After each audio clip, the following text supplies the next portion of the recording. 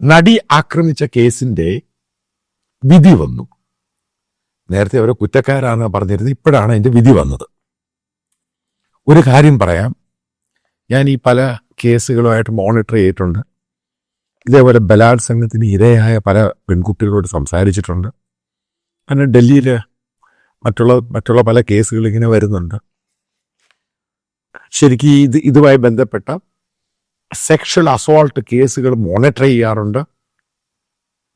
ഒരു കാര്യം പറയാം, ഈ നടി ആക്രമിച്ച കേസിലെ വിധി കേട്ടപ്പോൾ 20 വർഷം ഏറ്റവും ക്രൂരമായിട്ട് എനിക്ക് തോന്നിയത്, ഏറ്റവും നിരാശജനകം, ഈ ജഡ്ജ്മെന്റ് സ്ക്രാപ്പ് ചെയ്യണം. എന്ത് സന്ദേശമാണ് ജനങ്ങൾക്ക് കൊടുക്കുന്നത്? ഇന്ത്യൻ പാർലമെന്റ് അംഗീകരിച്ചുകൊണ്ട് മിനിമം 20 years, മിനിമം, അതിൽ കുറയരുത്, 20 years. അതാ കൊടുത്തിരിക്കുന്നത്.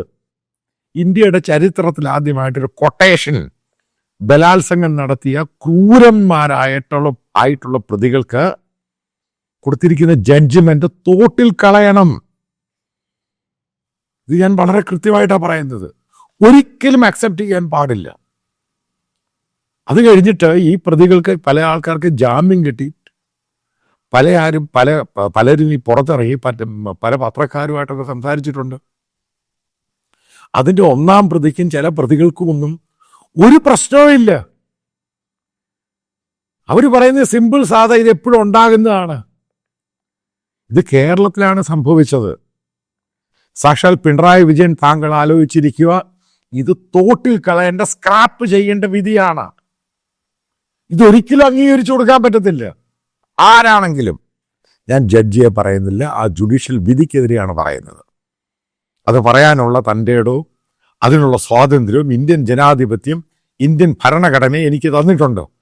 അതുകൊണ്ടാണ് പറയുന്നത്, ഇത് അക്സെപ്റ്റ് ചെയ്യാൻ പാടില്ല. അതേപോലെ തന്നെ ദിലീപിന്റെ കേസ് റീഓപ്പൺ ചെയ്യണം.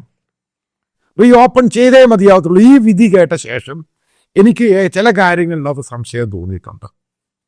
അത് റീഓപ്പൺ ചെയ്യണം ആ കേസ്.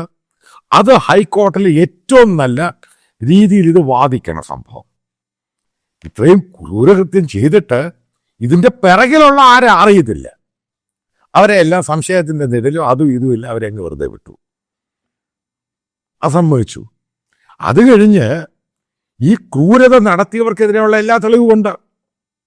എന്തൊക്കെ രീതിയിലാണ് ഈ പല രീതിയിൽ പോലീസ് ഓഫീസേഴ്സ് ഇവരൊക്കെ ഓരോന്നും പറഞ്ഞത്. എത്ര ക്രൂരമായിട്ടാണ് ഈ 6 പേര്, അതായത് ഗ്യാങ് ആയിട്ട് ചേർന്നിട്ട് ഒരു വണ്ടിയിൽ കൊണ്ടുപോയിട്ട് ചെയ്തു കഴിഞ്ഞിട്ട് അത് കോടതിയിൽ പ്രൂവ് ചെയ്ത്, ഈ പറയുന്ന ജഡ്ജ്മെന്റിൽ തന്നെ നേരത്തെ പറഞ്ഞിട്ടുണ്ട്, അത് പ്രൂവ് ചെയ്തു. അതിലെന്ത് പ്രായമാണ് നോക്കേണ്ടത്? ബോൺ ക്രിമിനൽസ് ആയിട്ടുള്ള കുറച്ച് ആൾക്കാർ ചെയ്ത്, അവർ പല ആൾക്കാരും പല സമയം ജയിലിൽ കിടന്നിട്ടുണ്ട്. അതായത് കുറച്ച് കഴിയുമ്പോൾ ഇവരെല്ലാം കൂടെ പുറത്തു വരും. അപ്പം എന്താണ് ഈ ക്രിമിനൽസിന് കൊടുക്കുന്ന സന്ദേശം? എന്ത് സന്ദേശമാണ് കൊടുക്കുന്നത് ഇന്ത്യയില്? എന്ത് സന്ദേശമാണ് കേരളത്തിൽ കൊടുക്കുന്നത്? ഏത് പെൺകുട്ടികൾക്കും ഇത് ഇങ്ങനെ സന്ദേശം വന്നു കഴിഞ്ഞാൽ നാളെ കേരളത്തിലെ എത്ര പെൺകുട്ടികൾക്ക് ഫ്രീ ആയിട്ട് പോകാൻ സാധിക്കും? ചോദ്യമാണിത്. ഇതിനകത്തൊന്നും ഒരു കാരണവശാലും എക്സ്ക്യൂസ് പാടില്ല. അതിനെതിരെ പി രാജീവ് പറയുന്നത് കേട്ടു, മരപ്പൊട്ടൻ സാറ്റിസ്ഫൈഡ്. എന്ത് സാറ്റിസ്ഫൈഡ്? 20 വർഷം സാറ്റിസ്ഫൈഡ് ആയോ? 2 ജീവപര്യന്തം കൊടുത്ത് ഇവനല്ലെങ്കിൽ തൂക്കാൻ വിധിക്കേണ്ടതാണ് ഈ സംഭവത്തെയൊക്കെ. അങ്ങനെയാണ് ഇന്ത്യയിൽ ഈ നിർഭയ കേസിന് ശേഷം ഉണ്ടായിരിക്കുന്നത്. കാരണം നമ്മൾ വളരുന്ന ഒരു ഇന്ത്യയാണ്. നമ്മുടെ പെൺകുട്ടികളെ ഇതേപോലെ, അതായത് നമ്മുടെ സമൂഹത്തിലുള്ളവരെ, നമ്മുടെ പെൺകുട്ടികൾക്ക് ഈ രീതിയിലുള്ള അനുഭവം ഉണ്ടായിക്കഴിഞ്ഞാൽ പിന്നെ എന്ത് സന്ദേശവും ഉണ്ടാകുന്നത്? പിന്നെ എങ്ങനെ ഇന്ത്യ മുന്നോട്ട് പോകുന്നത്? അതായത് ഫെയിലിയറായി, ജഡ്ജ്മെന്റ് ഫെയിലിയറായി. എനിക്കറിയത്തില്ല പ്രോസിക്യൂഷൻ എന്താണ് ഇത് ചെയ്തത്, അതും ഫെയിലിയറായി. ഒരിക്കലും അക്സെപ്റ്റ് ചെയ്യാൻ പറ്റത്തില്ല. അതുകൊണ്ട് അവരുടെ തോട്ടിൽ എറിയണം, സ്ക്രാപ്പ് ചെയ്യണം. ഇത് തമാശയൊന്നുമല്ല. ഇത് ഗവൺമെന്റ് ഏതറ്റം വരെ പോവുകയാണെങ്കിലും ചെയ്തെടുക്കണം. അപ്പം അതിനുവേണ്ടി സപ്പോർട്ട് ചെയ്യുന്ന പല ആൾക്കാരുണ്ട്. ഇപ്പം അടൂർ പ്രകാശ്, മറ്റുള്ള ചില ബിരുദന്മാർ. നമ്മുടെ പൊതുസമൂഹം മനസ്സിലാക്കണം, എനിക്കും നിങ്ങളുടെയും പ്രശ്നമാണിത്. ഒരു കാരണവശാലും നമ്മൾ തെറ്റിൻ്റെ കൂടെ നിൽക്കരുത്. നമ്മളിപ്പോൾ പുരുഷന്റെ നീതി അതൊക്കെ ഉണ്ട്, പക്ഷെ കാണിച്ചിരിക്കുന്ന ഏറ്റവും വലിയ ക്രൂരതയാണ്. അതിനെ നമ്മൾ അനുകൂലിക്കാൻ പാടില്ല. അത് എൻ്റെയും നിങ്ങളുടെയും ജീവിതത്തിൽ നാളെ ഉണ്ടാകാൻ പോവുകയാണ്. അത് ഈ ഒരു സന്ദേശം അങ്ങനെ ഒരു പോസിറ്റീവായിട്ട് പോയി കഴിഞ്ഞാലുള്ള സ്ഥിതി നിങ്ങൾ ആലോചിച്ചിട്ടുണ്ടോ? ഇത് എവിടെ ചെന്ന് നിൽക്കും? So horrible. ഒരു കാരണവശാലും അംഗീകരിക്കാൻ ഇന്ത്യയുടെ, അതായത് പുതിയ ഇന്ത്യയിൽ നിർഭയ കേസിന് ശേഷം ഇന്ത്യയിൽ പല വിധികളും ഉണ്ടായിട്ടുണ്ട്. കൃത്യമായിട്ട് കോടതികൾ അതെടുത്ത് വിധിച്ചിട്ടുണ്ട്. ഇമാരെ എല്ലാം പിടിച്ച് അകത്താക്കിയിട്ടുണ്ട്. അതിൻ്റെ ഒരു പേടി ഇന്ത്യയിൽ നിലനിൽപ്പുണ്ട്. അതായത് ചെയ്തു കഴിഞ്ഞാൽ അകത്തിടും, അല്ലെ വേറെ വഴിയൊന്നുമില്ല, അകത്തിടും. അവൻ്റെ ലൈഫ് മുഴുവനും തൊലയ്ക്കും. ഇതിനകത്ത് പ്രായപരിധിയോ വണ്ണാങ്കട്ടിയോ ഒന്നും നോക്കേണ്ട ആവശ്യമൊന്നുമില്ല. ആ രീതിയിലുള്ള പ്രായപരിധിയും ടീനേജും പരിപാടിയൊക്കെ ആണെങ്കിൽ അതിന് സുപ്രീം കോർട്ടും സുപ്രീം കോർട്ടൊക്കെ പറയുന്ന പലയുള്ള എക്സംഷനുണ്ട്. അല്ലാതെ ഈ അതിക്രൂരത കാണിച്ചവരെ ഒരു കാരണവശാലും ഈ രീതിയിലുള്ള വിധി കൊണ്ട് തൃപ്തരല്ല. എങ്ങനെയാണ് സാറ്റിസ്ഫൈ ചെയ്യാൻ സാധിക്കുന്നത്? ഹൊറിബിൾ. അതായത് അവൻ്റെ ലൈഫ് മുഴുവൻ, കാരണം അവനൊക്കെ ജീവിതം മുഴുവനും ജയിലിൽ കിടന്ന് ചാവണ്ടവന്മാരാണ് ഇവന്മാര്. അവന്മാർ വീണ്ടും പുറത്തിറങ്ങി മറ്റുള്ള ക്രിമിനൽസിന് ആവേശം കിട്ടി. ഇത്രയല്ലേ ഉള്ളൂ. അതുണ്ടാകാൻ പാടില്ല.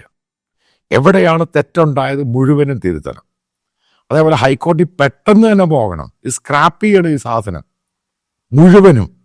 വേണമെങ്കിൽ റീഇൻവെസ്റ്റിഗേഷൻ നടത്തണം. ഈ പറയുന്ന ദിലീപിനെതിരെ നടത്തണം. കാരണം ഇതിനകത്തൊരു ചോദ്യം ബാക്കിയുണ്ട്. ആ ചോദ്യത്തിന് ഉത്തരം വേണം. ആരാണ് പിറകിൽ? ഇവന്മാരുടെയൊക്കെ പിറകിൽ ആരാണ് ഇവന്മാർക്ക് ഇത്രയും പണം കൊടുത്തിട്ട് ഇതേപോലെ ലോയേഴ്സിനെ വെച്ചിട്ട് സുപ്രീം കോർട്ട് വരെയൊക്കെ കേസ് നടത്തിയത് ആരാണ്? അതിന് പണം ആരാണ് പമ്പ് ചെയ്തത്? ഇതൊക്കെ അറിയേണ്ട ആവശ്യമുണ്ട്. കാരണം ഒരു സാധാരണക്കാരനെ എനിക്കും അറിയേണ്ട ആവശ്യമുണ്ട്, നിങ്ങൾക്കും അറിയേണ്ട ആവശ്യമുണ്ട്. ഇതെല്ലാം ഓരോ ഇന്ത്യക്കാരനെ, ഓരോ മലയാളിയും അവൻ്റെ സുരക്ഷയും അവൻ്റെ കുടുംബത്തിലെ പെൺകുട്ടികളുടെ സുരക്ഷയും ബാധിക്കുന്ന ചോദ്യമാണ്.